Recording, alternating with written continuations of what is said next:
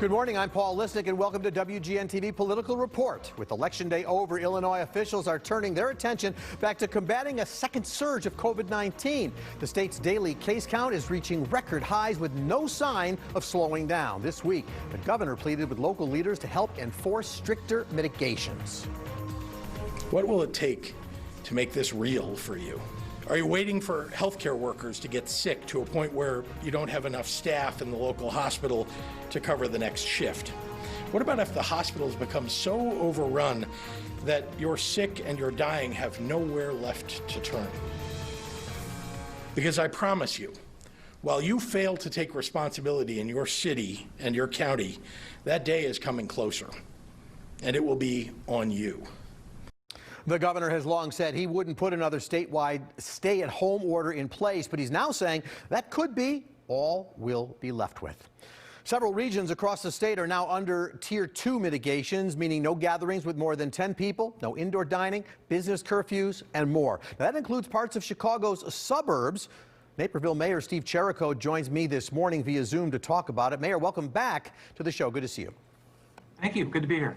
So just to sort of frame this problem, is it fair enough to say that this is really an issue, the struggle in Naperville and other areas, between addressing the health challenge of COVID-19 and trying to keep your businesses in business? Is that fair? Yeah, I mean, and it's clearly an issue. I think there's no denying that at this point. I think the disagreement between me and the governor at this juncture is where we use our resources. You know, and I think that's where we have a difference of opinion. I certainly agree that we have a problem. We have to address it. Well, of course, and you're watching the numbers. I mean, it looks like new records every day. The end of the week, over 15,000 cases in a day. Unfathomable to me. But knowing we've got to get a handle on the virus, and you know that as well, does it make sense to focus efforts on creative ways for the food industry, restaurants to serve customers remotely in terms of pickup and carry out? Should that be the focus? Sure. I mean, that should be one of the options. I think residents who are cohabitate should be allowed to dine in. But I also think, again, the data doesn't support this mitigation in the restaurants. It's being targeted, and I just don't see it. And if it was in fact a major source of transmission, one would think that the numbers would be coming down by now. It's been 2 or 3 weeks now since he's put the additional restrictions on. You know, when I think about whether people are doing their part, you posted something on Facebook just the other day where you simply said it's sort of a choice between, handling this or wearing a mask, and you went on to say, I choose to wear a mask. So you're not objecting to that? Oh, no, very much not. I mean, I think, again, it's undeniable that the 3 W's, wear a mask, wash your distance, and wash your hands, these are things that are proven. They are effective and they work. And if this is what we need to do to remain open and save livelihoods, it's a pretty small price to pay, and it does work. Would you say the people in Naperville are doing their part? Are you happy with them abiding by the rules? Yeah, I think the businesses have done an outstanding job of really following the safety protocols and putting in measures. I mean, restaurants that I go to, they take your temperature before you go in there, and they've employed all the different safety protocols that have been recommended by the health department. They're doing a great job. And I think it's reflective of the fact that we've had no outbreaks in our area, in our restaurants in DuPage County. And staff, there's been no connection with staff getting sick at restaurants. And so I think that they've done a really nice job of protecting the staff and protecting their customers. As you know, the governor, Mayor Lightfoot in Chicago, taking a lot of heat every time they sort of, up the game and talk about what's going on because of what they're facing. My first question is, are you getting heat from Naperville residents? Are you facing some of those same calls? Oh, yeah. The thing is that this is a pretty, people are on one side or the other. For whatever reason, this became political. I was hoping after the election that would sort of fade a little bit, but it's still somewhat political.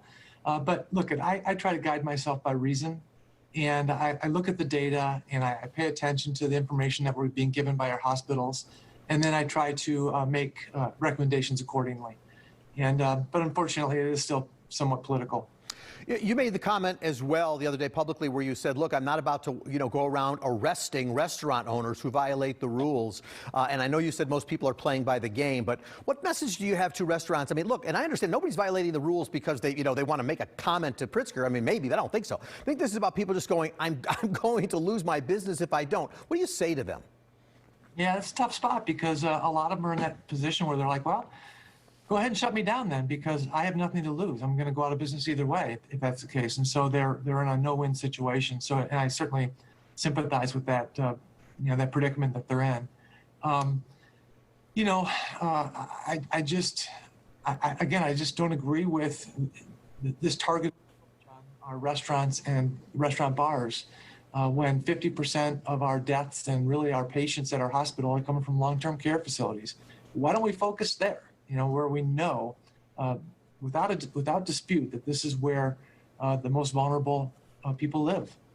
Well, I don't think there's any question about that, but I mean, do you not believe that there is a spread of the virus in the restaurant setting or as a result of people being in that setting? Do you believe it's happening there? I think it'd be naive to think that it doesn't happen, but it's not proven to be a major source at this point.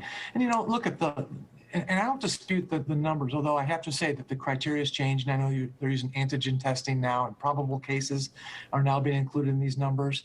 But also keep in mind that we have far, far more testing capacity now than we used to. And so, in fact, more cases are being identified because we have more testing capacity. But the positivity rate is still going up, and that's alarming. That's concerning. A big part of that is that we have a very robust contact tracing program now in the health department. And they're doing their job, and I believe they are. They are able to go in there and identify and notify people who are likely to have cases and encourage them to get tested, which is driving up the positivity rate.